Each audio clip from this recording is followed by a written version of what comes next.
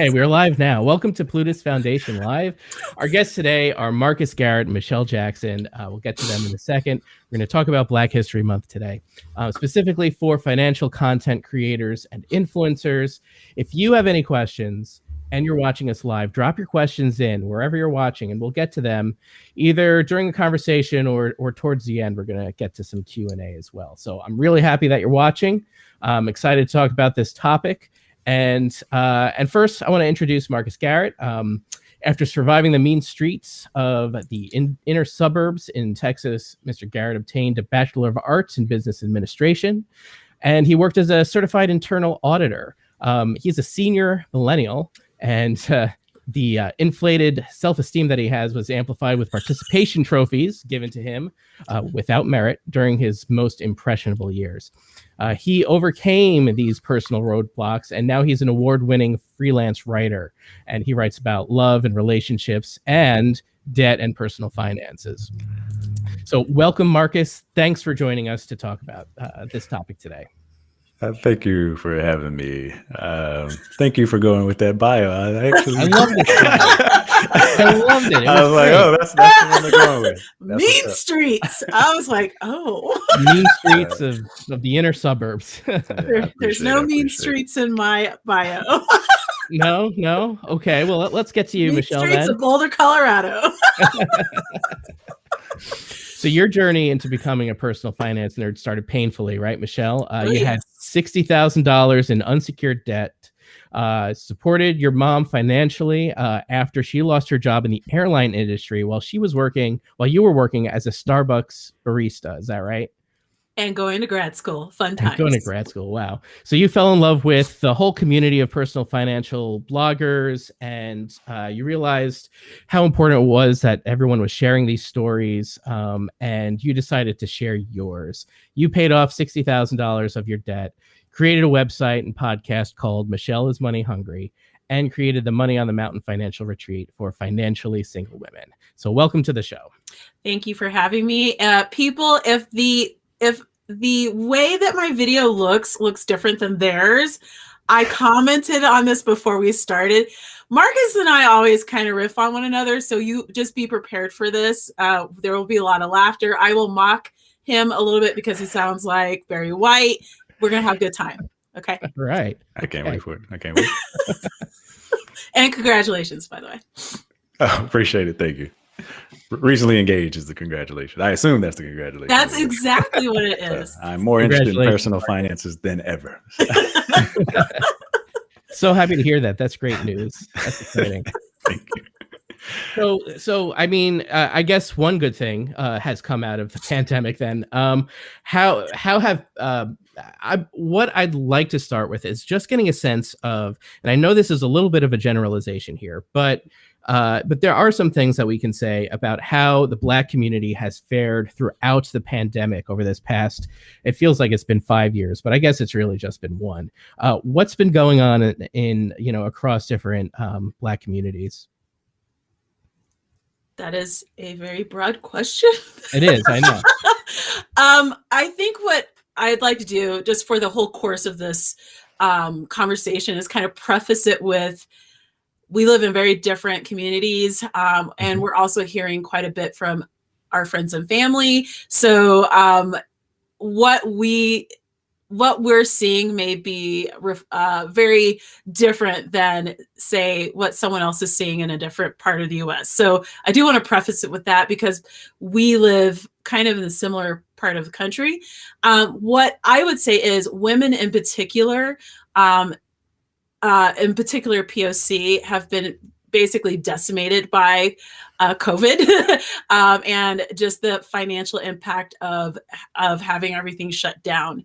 And so I'm seeing a lot of conversations around capacity. So maybe women are working, but they're having a capacity issue. And so their finances are affected in different ways related to, how can I juggle having my little ones and then I have, to drive to work, and then maybe I don't drive to work, or maybe I'm working from home and maybe the kids are behind me. So a lot of capacity related issues if people are still working.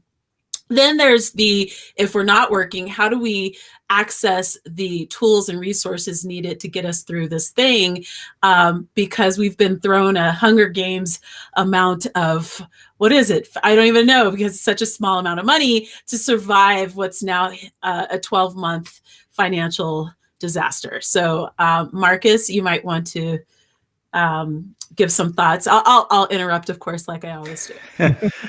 And I appreciate that. That's why I want you to go first. So I can tee up from there. I'm like, where am I going to go with this? And thank you for that lead. And I thought I'd start with framing the story like that's something that my father told me, and it extends before and after COVID, with COVID and or the pandemic being an infliction that is happening in real time right now. But before the pandemic, my father told me this story. So my father's in his 70s now, and I moved, and I'm in Houston, Texas, so I could be closer and see my family more often. I've seen them maybe a half dozen times because the pandemic arrived roughly around the same time that I moved. I was here for about a quarter before that. I got here in November. But before that, he had told me a story. So 70s, to give it, bookends. My father's, that means he was born in 1950. So civil rights movement is 60s and 70s, or 50s, 60s, and 70s. So my father's a teenager during the civil rights movement. And he told me in West Texas, and that's key to this story. We're a little bit slower down here. And he told me about this time where they were desegregating the pool. And rather than allow the desegregation to take place, they filled in the pool. And that story really stuck with me. And he told me that when I was like in my 20s. And it just kind of really reshaped how I see America and how my father grew up in this America. And I tell that story because, flash forward to the pandemic, we couldn't see each other for Thanksgiving. And we're trying to figure out what to do. We always get gathered for Thanksgiving. It's a big family holiday for us and for a lot of people, but we don't do a lot. So we do Thanksgiving, maybe Easter, and Christmas. And so we're trying to plot this Zoom. And I was realizing as we were, putting this Zoom conversation together that, there'll be other people gathering around their Thanksgiving tables or Zooms or otherwise, and their memories of that time period when they reflect back on, the story of America would be like, you remember that time we were at the pool and we were children and how much fun we had? And my father's memory is that pool was buried. That pool is non-existent. Thus, that memory doesn't exist for him. And so when conversations like Black History Month come up and COVID come up, I want people to also be aware that two different timelines can operate at the same time. Those are two parallel events. And number two, that the pandemic is new, but the conversations that we're having aren't new. Black History Month happens once a year, but these are 11th month conversations that, that this community deals with. So wherever we go from here, I want folks, I know some people will be like, oh, are we talking about this again? Yeah, we elected Obama. This is behind us, aren't it? And it's like, it was before us, it's happening now, and it'll happen after. So that's kind of the framework that I'll be having throughout this conversation. I want to bring up something interesting about the swimming pool story.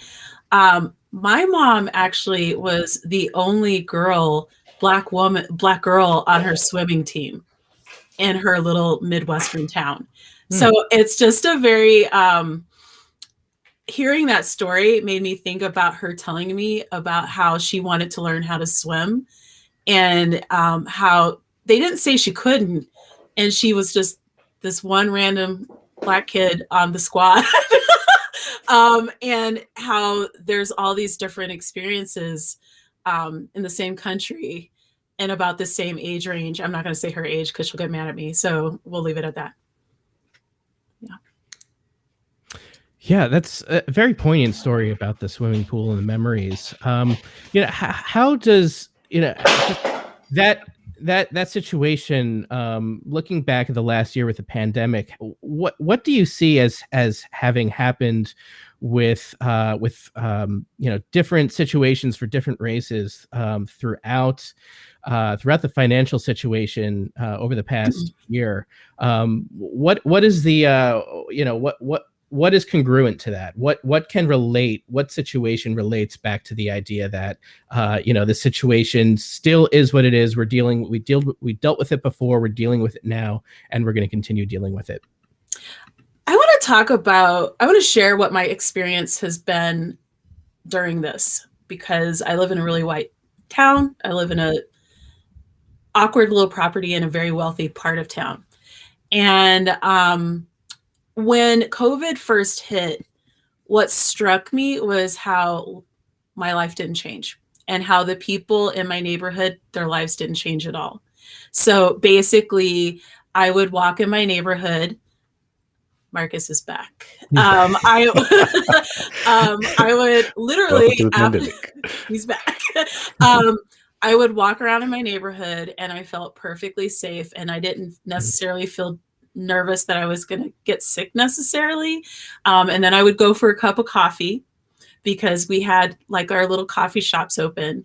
And then I would just see my neighbors like in their garages, like working out because it was still warm, like it was summer, spring and summer. And so you would just watch them working out, and they had their kids, and like it was just normal. And then I would talk to people and they were like, I have to physically go into work. I don't have this time freedom that these people have. I will lose my job if I don't physically go into work. I don't have any of the ability to negotiate around this. Or why is Marcus, is he frozen? I think Marcus is frozen. Okay. We've been having some technical difficulties here. Yeah, I didn't know. I was like, it's not funny, Marcus. Okay. This is how we always are, by the way. So it was so upsetting because I kept thinking, this is a policy situation. These people should not have to go to work. This is a financial policy conversation that our government was not going to have because it didn't give a crap, as is my opinion.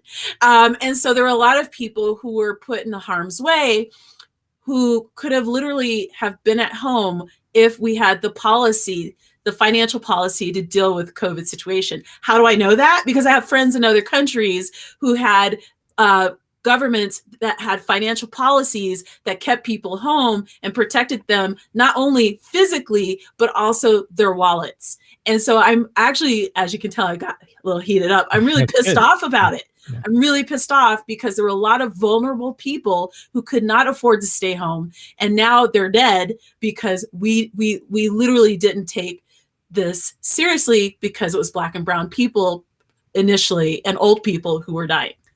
I'm on record for saying this. I'm never going to change my mind on this. And there are emails that detail that was the philosophy behind the approach to COVID in the US. So I'm really pissed off. I'm going to be pissed off about this until I'm like 107 when I die. Marcus. I appreciate that response. And you can see I have downgraded my camera to hopefully that one will work over the internet. But yeah, it is a serious conversation and topic, and that's why I'm glad. I know one of the talking points was having this conversation and how do you introduce it. I think having the conversation is the introduction, and I think we need to get comfortable with uncomfortable conversations. I don't know any other way to approach it. Like sometimes that's easy for me because my background's in audits. I like looking at all this dark data, and I'm like, oh man, oh wow, oh my, that many deaths, and like I'm just like that's fascinating to me. But I use that data to inform how I approach and frame the conversation. And so sometimes you just can't get away from the uncomfortableness of the conversation. And to Michelle's point, the country is going to have, and I think we are starting to have more in the public, I should say, uncomfortable conversations. And then hopefully they can lead to positive outcomes. How can we encourage financial influencers and content creators, people who write and speak and give financial advice to the massive people, and they're trying to speak to a massive audience, but how can we encourage them to have these difficult conversations when perhaps there's a strong portion of their audience that isn't open to hearing it, or they don't know why they should be open to hearing it? What can we do to kind of move people in the right direction there so that they are equipped to say the right things, and then they go ahead and they use their platform to say the right things? Well, I look at it two ways, and I think that's a personal decision that folks have to make, and it's one that I've had to make at times. Is the audience that I want to have, because I know some folks are like, I didn't come here to have these type of difficult conversations. I want to talk about money and fine and fire and retirement and the 4% rule. That's all I ever want to talk about. That's what I came here for. And I think that is fine and a space to be. So I would take two approaches to that. What I ask myself is, if I alienate somebody that would leave me because I had a difficult conversation during the middle of a pandemic, like, for example, I sent out when the insurrection happened, I wasn't planning to send out an email that week, but I'm like, I kind of feel like weird being quiet this week. Like, there was a small coup. I think I should say something.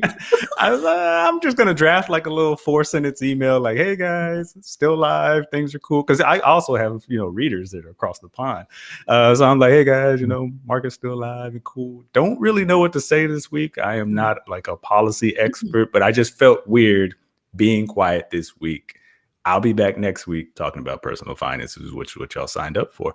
And I got a lot of responses to that email like, hey, thanks for speaking up. Glad to hear you're still alive. Some were joking, some were serious. And I say that because normally for people who write newsletters, which many of this audience probably does, you don't hear anything. Like, there's like a few thousand people on this news. No one ever responds like, am I talking to myself for the last 6 months?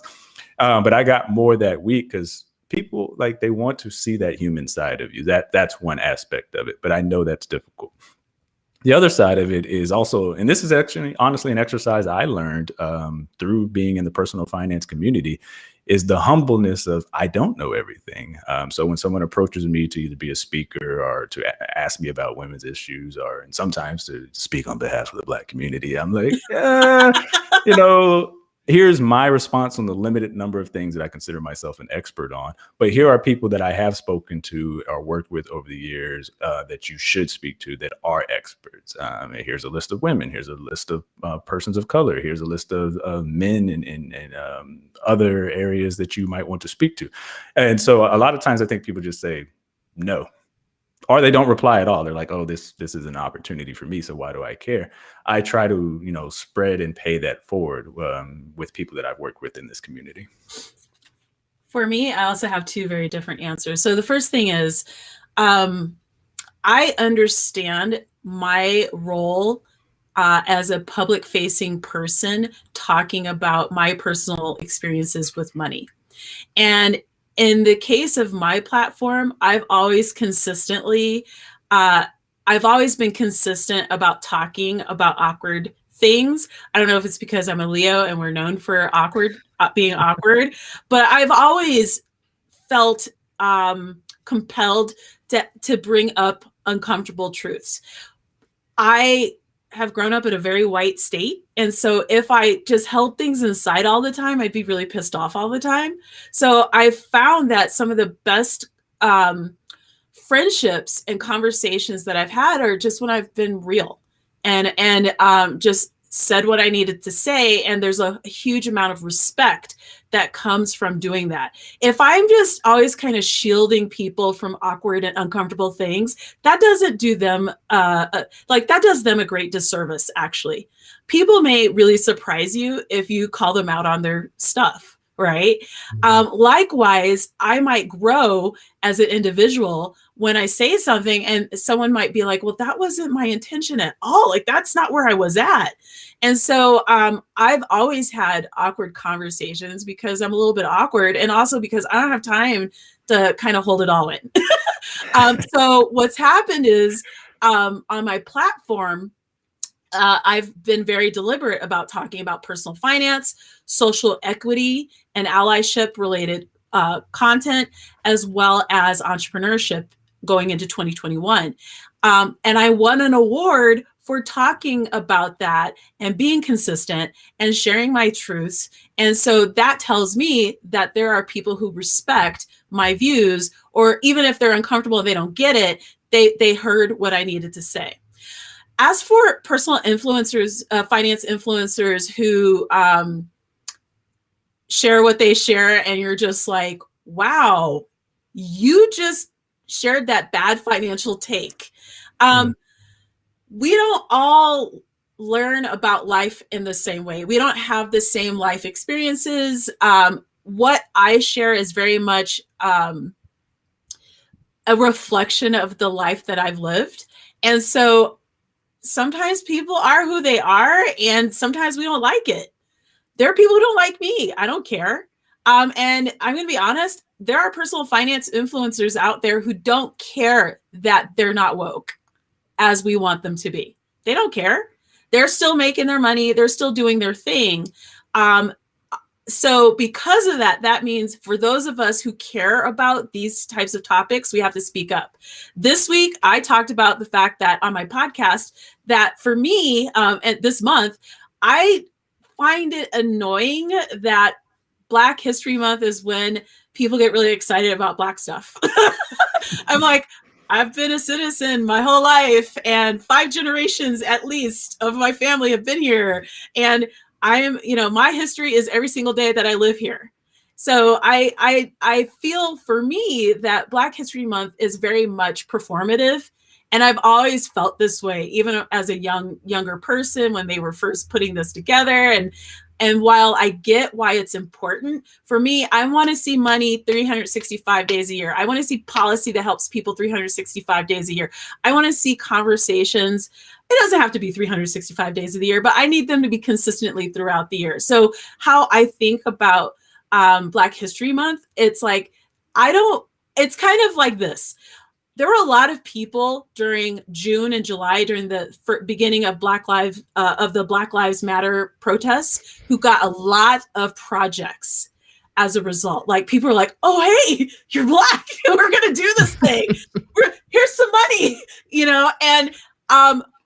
And at the end of the year, I saw people going, "Well, I guess we're not cool now," because they weren't getting projects and they weren't getting work, and so that was interesting to see. Right? People need to eat all year long. Just because we're cool now doesn't mean that, let's be consistent. Like, I'm here all year long. I want to work with you on a lot of things all year long. I'm not just Black. Like, I have lots of different interests. I like to hike. I snowboard. And so I might be able to provide value to your organization, your corporation, to your clientele 365 days a year. I don't want this kind of performative allyship. I'm over it. And a lot of people, I think, are finally becoming very vocal about that in their own businesses and their comportment and what they say to people. And I think it's a very, very good thing, because it pushes people in a very uncomfortable way, because they might be like, "Oh, so maybe we shouldn't just work with Asians for Asian History Month," Mm-hmm. And that's good. So I'm off my soapbox. Are there any specific ways that we can make what we're taking from Black History Month into a year-round 365, 24/7 type of approach to what we do as financial influencers? Yeah. So the three facts I'm going to put here is, this is a year-long discussion, because as Michelle is pointing out, and I've said this before, like, I can't wake up, this Black thing, I'm not really feeling this today. I'll wait for Black History Month, and 2022, peel this off like X-Men. Like, it just doesn't work that way. Like, I'll be here for the next 11 months celebrating, I guess, because this is life I got to live. But the 3 facts that I'll use is, this was pre-pandemic, CNN and Washington Post, and I think it was CNBC, and I can get these to you for the show notes. They all did a study, and CNN found that it would take, to close the wealth gap between Black and white communities, would take over 200 years at our current pace, where we are now, like, not where we've come from. The others found that it's actually worsened since the civil rights movement. So when civil rights, 1960s, which is why I opened with that pool story from my father. Mm-hmm. So when he was a teenager, the wealth gap was Black communities had 1/6 of the wealth that white communities had. Now it's 1/10. So it's worsening over time. And then across this Americas, for all races, if I understood this demographic correctly, but it might have been average, 60% of wealth is in home ownership for middle class. If you're not in the top 20%, 60% of your wealth is in the home. And I share these because those are all categories where Black, and really you could extend this to communities of color, Black, brown, and other, they lag in all of those areas. So we try to divorce these two, like, oh, just ask your dad for 25,000 and then you start a small business. And I'm like, my dad would be like, didn't I tell you about the pool story? You know? and so that's why I'll say us in the general adjective for the Black community, like, you hear some of these stories sometimes that you'll be reading along, and I like to read them. I'm like anybody else. I see the clickbait. It's like, pays off 100,000 in debt in 4 hours. I'm like, how'd they do that? And they're like, $99,000 loan from mom and dad. I'm like, must be nice. And so that's why I think if you're not going to discuss it, it is a difficult discussion. I understand that, but we're all starting at the same, just pull yourself by your bootstraps. It's like, some of us ain't got boots, we're not at the same starting point. Yeah. For me, I'm very deliberate about my personal spending decisions and how my finances align with my values. I've always kind of been this way, partly because I grew up in hippie town where that was that was a literal conversation. In Denver, to be honest, there's no Walmart, or is it? Yeah, there's no Walmart in Denver, in the city of Denver. And the reason why was they fought against it. The one Walmart that was going to open, they fought against it. The neighbors who would be by this boutique. It wasn't even going to be a regular one. It was going to be this boutique Walmart. And their view was, if Walmart opens in our city, it's going to eat up other businesses. There's other things to go into this. So there's like a Target, a Colorado Boulevard. There's a tiny little Target in downtown Denver, but there's no Walmarts in the city of Denver. I bring this up because a lot of the places that I've lived, there's this idea that you shop local. So if you ever meet a Coloradan, Marcus has lived here, like you meet other people, they're like, we buy local. We're really, Texans do it too. They're really about it. And so for me, I've always grown up with this idea that you support who you know, and you try to align your spending with your values. And in fact, I moderated a FinCon X panel about value-based investing in November of last year, and the panelists really talked about how they divested from businesses in their retirement funds, from businesses that were completely not in alignment with how they want to live their lives. So that could be in terms of earth energy, like different fuel types and locally based spending, that kind of thing. So I bring that up to say, for me, I'm very much, I care about the earth. So I actually use a car share. I don't own a car. It saves me a lot of money, by the way. So fire people, if you're wondering about this, like, reach out. But at the same time, I care about the earth. So I don't want to be driving around all the time and like spewing out emissions. Like, that's not my thing. So that is a value-based decision. It's not a right or wrong. It's just, for me, it's right. I actually do love Starbucks because they were the only people who would employ me when my mom was unemployed. I was working at Starbucks and I had student loans. So while I love Starbucks, I shop local. I go to local coffee shops where I know the owners, because I know that my cups of coffee throughout this past year made a difference to their bottom line. For Black businesses, what I would say is, this week I actually talked about how to shop with Black businesses 365 days a year. And technology is our best friend. For me, I'd have to go to the next town over to Aurora to be able to consistently do that in my daily life. So what I do now is, if there's an item or a product or a good or something that I know I want to purchase, I might Google to see if it's a Black-owned shop that I can buy it from, or a Hispanic shop, or an ally. So it's not that I'm only spending with people of color. It could be, I'm like, this person's an ally, and they're very consistent with what they do, and they treat people right. I want to treat them right, And so being really intentional about where my money goes is key to me feeling good about what I'm doing out there in the world in small ways. By the way, I boycott states. So there is a state that I've boycotted since I was in high school. I broke the boycott one time because we had a reunion that was hosted in that state, and it was a disaster because the people are shitty. Pardon my French, they are.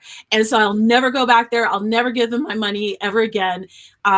There's one attraction that's natural there. You'll figure it out, that I want to go to. And I'm trying to figure out how to do that by only spending with the tribes.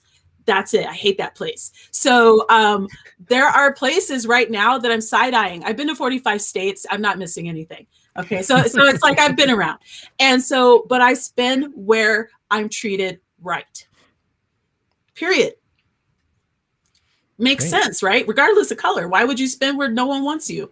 Well, yeah, and I think you did a good example there, because I think people get so caught up. It's like the procrastination analysis by procrastination, and it's people get so caught up in, oh, it might be uncomfortable, I'll just avoid it all the time, the conversation. But I think Michelle did a really good job right there. She was like, hey, I like to ride share, it saved me money. By the way, fire people. Like, you don't have to be like race, it doesn't have to be that serious. It could just be a natural flowing part of the conversation. I thought she did a really good job there about how you can introduce and intersect both. See, we don't all just have to jib on each other, kudos and high fives. Well, I mean, speaking of showing appreciation, besides yourselves, who are some of the influencers and content creators that you would suggest that people look to for how to communicate well about these issues? So many people. So many people. I love Sandy Smith, of course. She's one of my friends. I do have to say this, but she's so good about talking not only about race and money, but also just she's in human resources. So her experience as a professional and how that affects your work life and things like how you negotiate your wage. The fact that she usually only brings a mug. I was joking with my mom this week, actually, how she only brings a mug to work, because if they're like, if you got to go, she's like, here's my mug, bye. Like there's insight that she shares that I think benefits everyone in terms of their side hustles, their professional lives. They're just things that you need to know. I love the ladies at Sense Positive because that is very much an ally space, talking about very interesting and nuanced topics surrounding race, gender, like all the things, and they call people out. The bitches get riches ladies actually are really good at having uncomfortable, awkward conversations. I love them, love them, love them. One does live in Denver, though, by the way. So those are some allies, actually, I think, that are really fun to support and share. What about you, Marcus? So thank you for taking that, because I opened up a tweet I responded to Experian recently. I'm going to cheat here in a second. I need a little page to look at, too. Thank you for saying Sandy, because I would shout out the Elevate community, because she cultivates and aggregates these people already, so you don't have to do these type of searches. So this list, and I'll try to go slow, but it's Kevin of Building Bread, the Budgetnista, and I think they just got to deal with their Brown Ambition podcast. They did. Tanya at MyFab Finance. I have Seek Wisdom. Her name is escaped. Thank you. I say thank you. Trace Washington. She has a new book coming out too. Shout out. The Money Coach, Increased Laws, Sandra at Sage Money, Rianka D, Rich and Regular. They're always doing big things. Tila Holcomb and His and Her Money. So I know that was a lot. I can drop this list somewhere. There's more. I got in this window to cheat. So I appreciate you taking that first. Yeah, we'll capture Tila all of that. For the investing? Yes, Tila Holcomb for investing, and Terry Jooma as well. Yeah, and as a lot of people know, the foundation, we're big fans of a lot of these people, but especially Sandy Smith and what she's done with the Elevate community. And Sandy is actually on our board of directors as well. So, we enjoy that close relationship there, and she helps us, and we do what we can for Elevate too. So it's a great thing going on there, and I encourage everyone to check out that community. Yeah, so I think we're going to wrap this up now. I would love for you, Marcus, to share where people can follow you. So everything you need is at themarcusgarrett.com. I'm most active on Instagram. I have 2 giveaways. This is the part that I've done all the time. So I'm like, Yep. I've got 2 giveaways. You can get a download from the book, how to set up your debt-free plan, as well as how much debt you can afford on a $30,000, $50,000, or $100,000 salary, all at themarcusgarrett.com. I was laughing because I've interviewed Marcus before, and I'm like, you change your voice when you do that. You go into radio voice. When he does, yeah, he totally does when he does his outro. So I always kind of mess with him.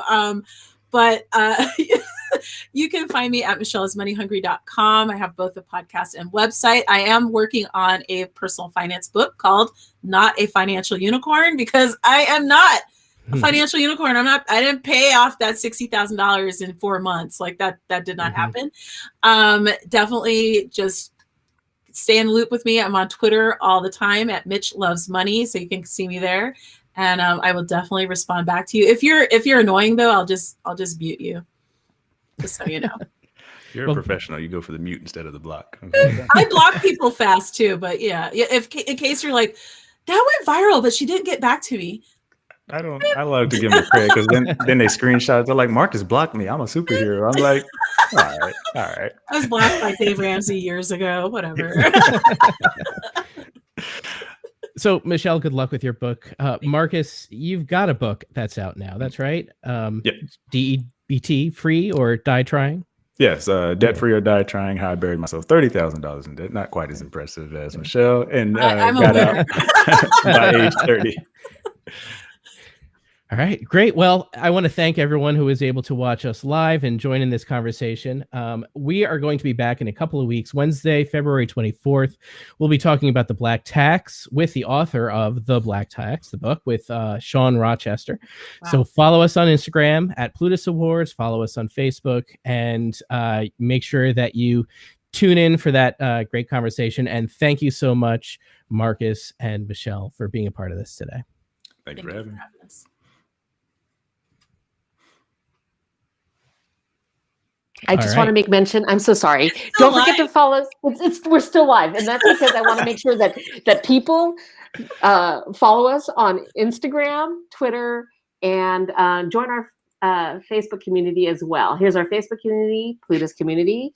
We are on Instagram. Sorry, and I couldn't type fast enough to you, Harlan, so I'm just jumping in real quick. And so there we go.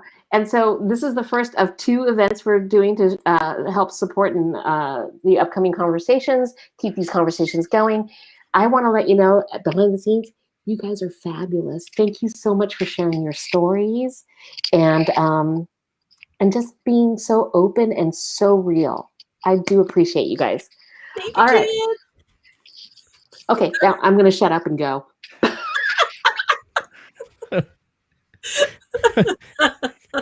Jen, we're still live, so you might want to just take